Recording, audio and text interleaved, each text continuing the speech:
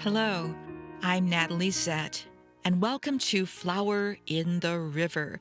This podcast, inspired by my book of the same name, explores the 1915 Eastland disaster in Chicago and its enduring impact, particularly on my family's history.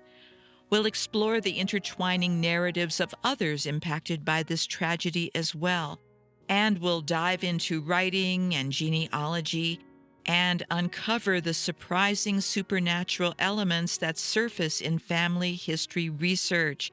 Come along with me on this journey of discovery. Hey, this is Natalie, and welcome to episode 166 of Flower in the River, and I hope you're doing well. This week, we have another trend that is continuing, and that is several people reached out to me separately because they had connections to the Eastland disaster. It was interesting to have these conversations because each person is very different and they have a different attitude toward the disaster. They found my work primarily through the website, but also via my promo videos on Instagram and other social media, such as Substack, YouTube, and Threads. And some found this work via the podcast. Bottom line is that you never know how someone's going to make their way toward your work. That's why I publish the podcast, the promotional videos, and my transcripts all over the place because, for one thing, that makes the stories, the information available globally. The other reason for doing that is the Eastland disaster history, the way it's been told, has suffered through a lot of, I'll call it copying and pasting of others' work and not giving proper attribution, and that doesn't help anybody. So I want to make sure that my stuff is not only copyrighted, but also appears all over the place with timestamps to make sure that the integrity of the work and also the source citations stays intact. That's one of the biggest problems that I've seen with this history. It's all over the place, and much of it has become detached from its original source.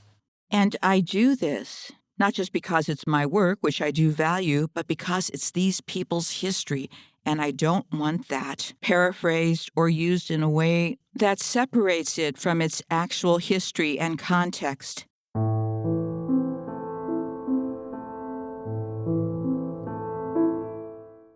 So when family members reach out, as several have during the last few weeks, it's more than just a lovely experience for me. It's essential because I don't only want to hand them facts and photos and information. I want to give them the trail, and I want to be able to tell them where each piece of information came from so they can pick it up and research and do what they will to make sure that they understand their family member and to make sure that that information is available and those stories are there for the present and future generations of their family.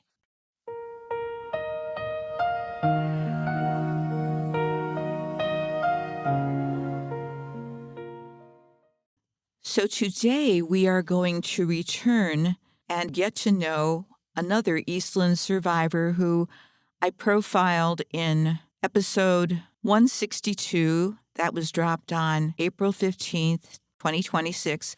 The title was 8 Eastland Survivors on the Record Off the Radar. There were 8 people who were working for Western Electric and who were interviewed. I did 4 of those biographies on April 23rd, and I will continue because I want to make sure that each one of these people has a biography.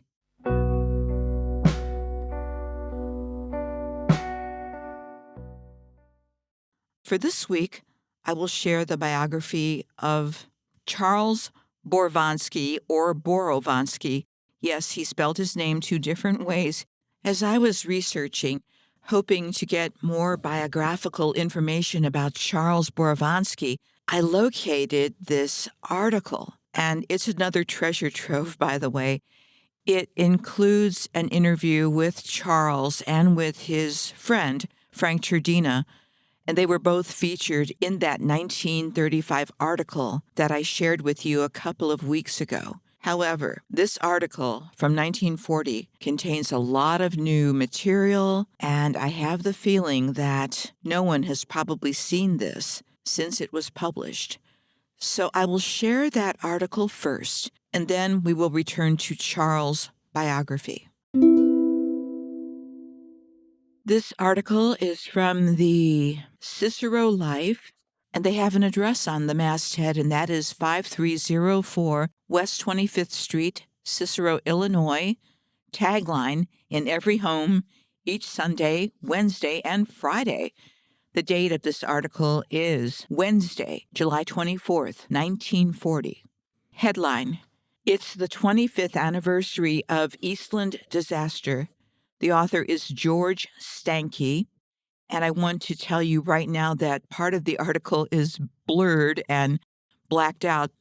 I'll try to interpret as best I can.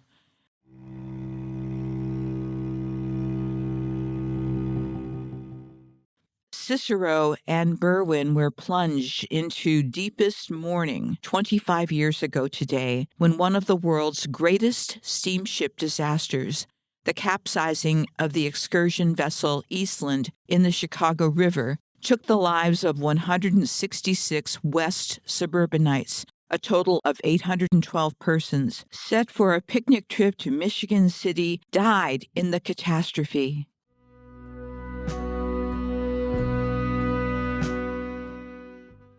More than 7,000 persons, employees of the Western Electric Hawthorne Plant, and their families and friends had gathered at a pier on the Chicago River to board 4 steamers, which would take them on a holiday cruise. An estimated 2,400 had already packed the Eastland.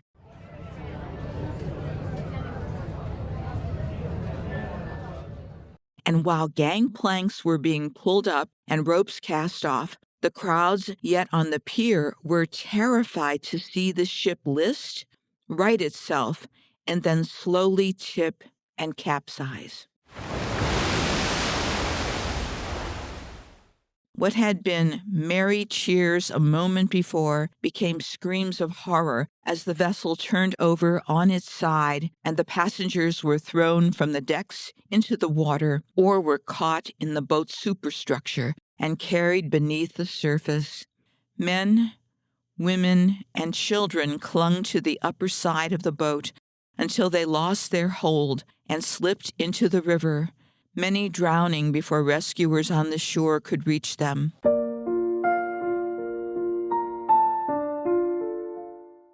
On the boat, sliding furniture, injured, killed, or pinned underwater, many of the picnickers. One account of the disaster relates how one man was crushed to death against a wall by a piano, how another drowned while attempting to free himself from a chair caught in one corner of the deck. Scores were trapped and drowned while inside the ship's salons. Bodies were taken to armories in Chicago for identification, many later being brought to the undertaking establishment at 2947 49th Avenue, where Cicero and Berwyn residents, friends, and relatives of persons who had been scheduled to go on the cruise gathered to read bulletins posted on the disaster. Rejoicing was mixed with scenes of sorrow as new lists of survivors and dead were announced. Hawthorne hit hard. Crepe hung on at least one home in almost every block in Hawthorne, the hardest hit area in the west suburbs on the day after the catastrophe.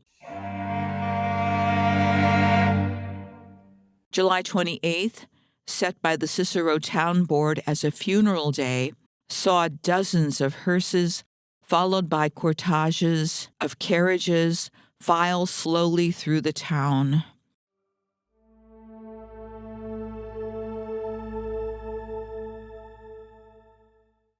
Stores, offices, factories were closed in respect for the dead.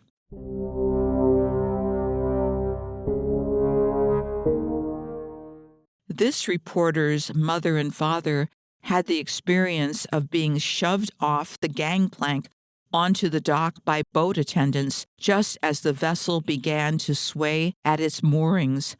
Only missing a streetcar on their trip downtown caused them to be on the pier instead of on the boat at the minute of the disaster.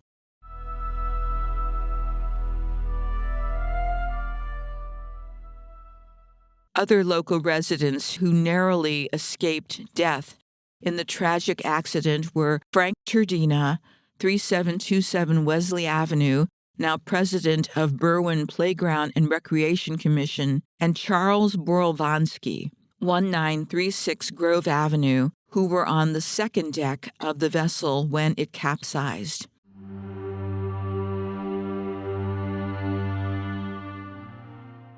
Headline: Felt boat sway. Borvansky, recalling the experience, said, Frank and I felt the boat swaying a little, and were even joking about cutting loose the life preservers with a knife Frank carried.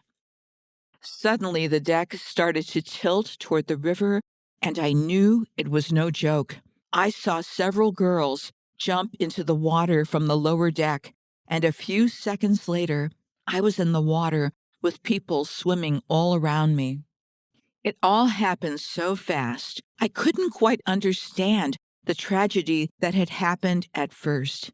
I tried to swim across the river, but found I couldn't make it with all my clothes on. Then I turned around and saw a raft a few feet away that I climbed onto, and in a few seconds, I helped a girl and a man on it also.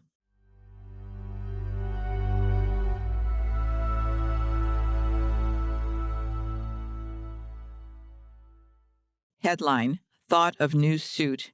Terdina, in his version of the water tragedy, declared, everybody went over to the riverside when the gangplank was pulled up.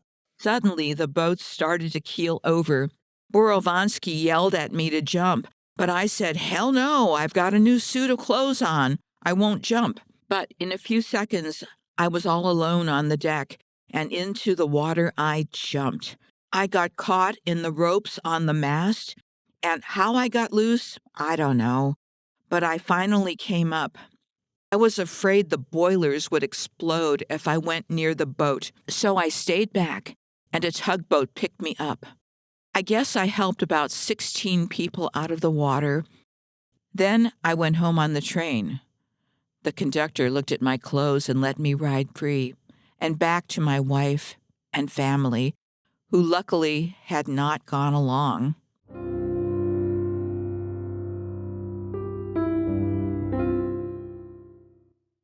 Headline: Disaster followed depression.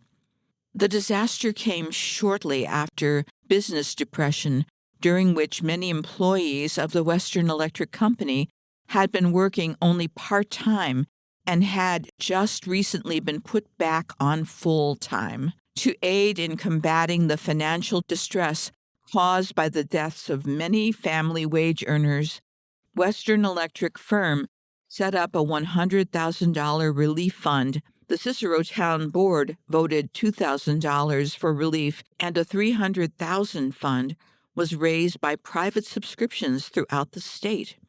Damage suits totaling $8 million later placed against the steamship went uncollected because a federal master and admiralty ruled the vessel's owners were not liable beyond the value of the hull of the ship.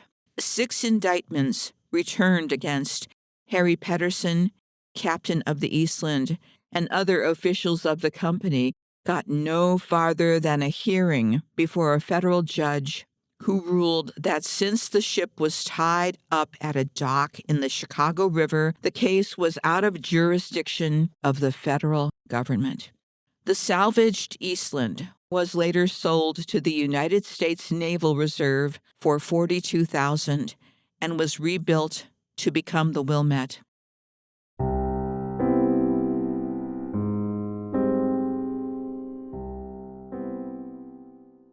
That is the end of this article.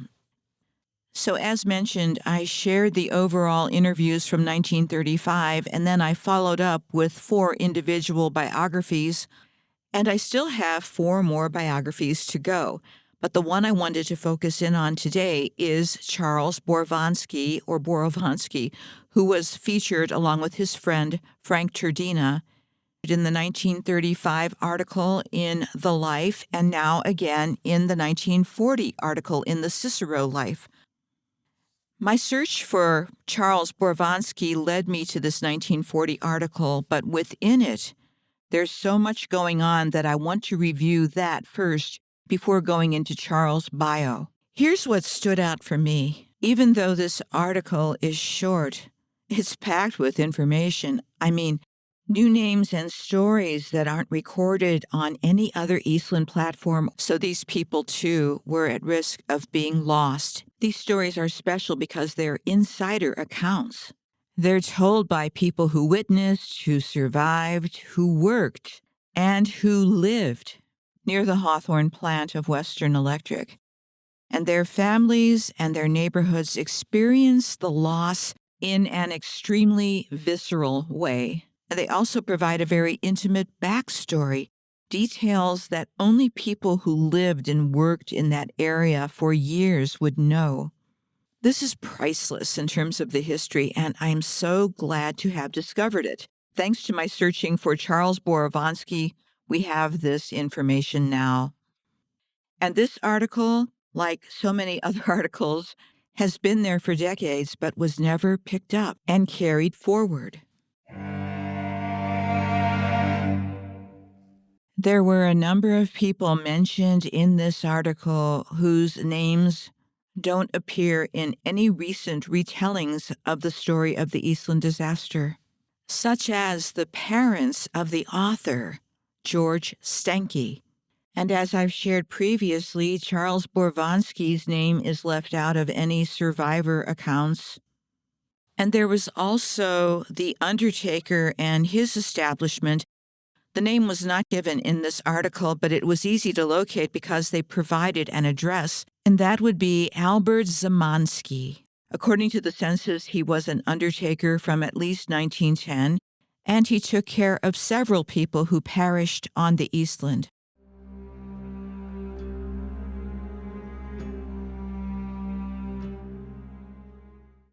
We also learned from this article that there was a depression going on where many of the Western Electric workers were put on part-time. I don't recall ever reading that before. It very well might be there, and if it is there, it's probably somewhere in George Hilton's book, but it's not familiar to me. Well, bottom line is I went looking for a biography for Charles Borvansky, but instead found a gateway into what happened during and after the Eastland disaster, and the fact that it was being recounted and recalled in 1940, quite a few years after it happened, tells me that this was not forgotten. Well, speaking of Charles, let's take a look at the biographical information that I was able to locate. So we do have some name spelling switches, and most of them seem to have been introduced by Charles himself. Let's start with his World War II draft registration card. He has his name as Charles Robert Borvansky, so Borvansky. In 1942, he was living at 2529 South Kenilworth Avenue, Berwyn, which is a suburb of Chicago, and he was 54 years old. Charles states that he was born in Volhynia, which is now in Czech Republic, and his date of birth was January 2nd or 7th, 1888, and the contact person on his draft registration card is his wife, Margaret. Her birth name was Groh, Groh, and Charles was still working for Western Electric during that time. When we go back to 1914 and take a look at Charles' naturalization card, it's a little bit different. In this record, the name is spelled Borvansky, and at that point, Charles was living at 982 West 18th Place, and he stated that his country of origin was Austria. And this is confusing because he actually came from modern-day Czech Republic or Czechia, but back then it was known as the Austro-Hungarian Empire. He says he was born on January 6, 1888. He arrived in the United States on September 15, 1892.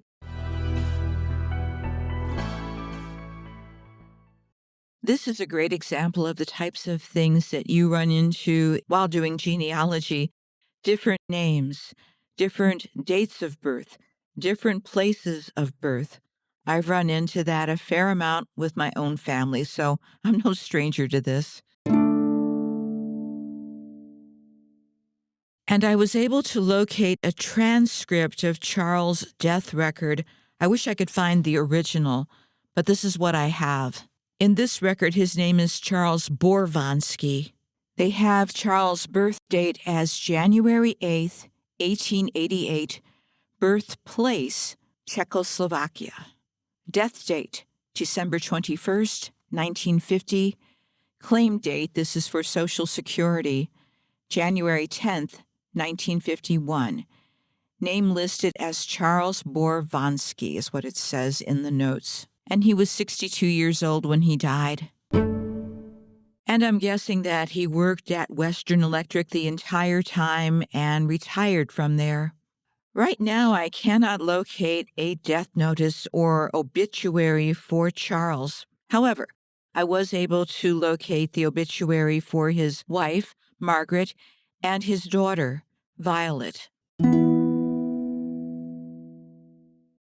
Here's Margaret's obituary from the Berwyn Life, June 18th, 1969.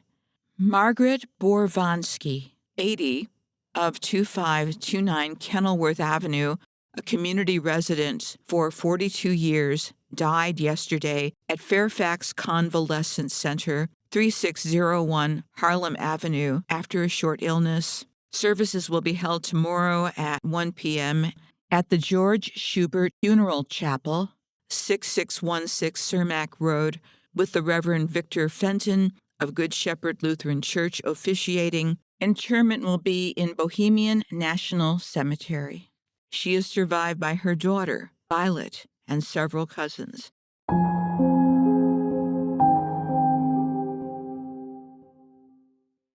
And I really was hoping that when I found Violet's obituary that I would get additional information about the family, but not very much, at least not yet. Here's Violet's obituary from The Life, Wednesday, July 19th, 1995. Violet Borvansky, 86, a lifelong resident of Berwyn, died Saturday, July 15th, 1995, in McNeil Hospital in Berwyn. Services will be private. Interment will be in Bohemian National Cemetery in Chicago.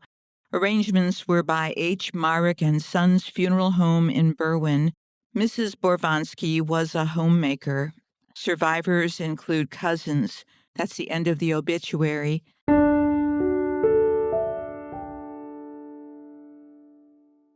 And as we've seen before, a lot of times they assign a single woman a Mrs. designation. I'm not quite sure why they did that, but she was not married as far as I can tell. So that's Violet. And although I was hoping to get more information about Charles and the rest of the family, I have the feeling down the road that this will happen, just not today. And though I don't have an extensive biography for Charles and for the rest of his family at this point, we do have those articles, both from 1935 and now from 1940, where he's quoted and where his experience of the Eastland disaster was shared. Both his name and his story are missing from any modern-day accounts of the Eastland disaster. So it's important to acknowledge both Charles and his experience on the Eastland. And as I've seen in the last few weeks, you never know if a family member might go searching for their person. And if their person is Charles, well, I want them to be able to find his name and his story. And next week, we will continue with more names and more stories of the people of the Eastland disaster. Hold on. I have some late-breaking news for all of us. About 30 minutes ago, I felt compelled to do one more search for Charles online. Part of me just felt bad that I hadn't been able to uncover more of his story. Well, as they say, be careful what you wish for. But no, this is a good thing, because something extraordinary turned up. Using Family Search's full text search, I found additional information about Charles' employment history, before Western Electric, that is. And let's just say that this opens up an entirely different door, not only into Charles' life, but into another piece of Chicago history that I honestly did not expect to stumble into. At first, I thought maybe I'd tack it onto the end of this episode as a quick addendum, but that didn't feel right. This is bigger than that, and it deserves room to breathe, and it deserves its own episode, or at least part of one. So next week, I'm going to give you additional information about the early life of Charles Borvansky. And I have the feeling we're all going to learn something new. And in the meantime, take care of yourselves and take care of each other. Stay safe, and I will talk to you soon.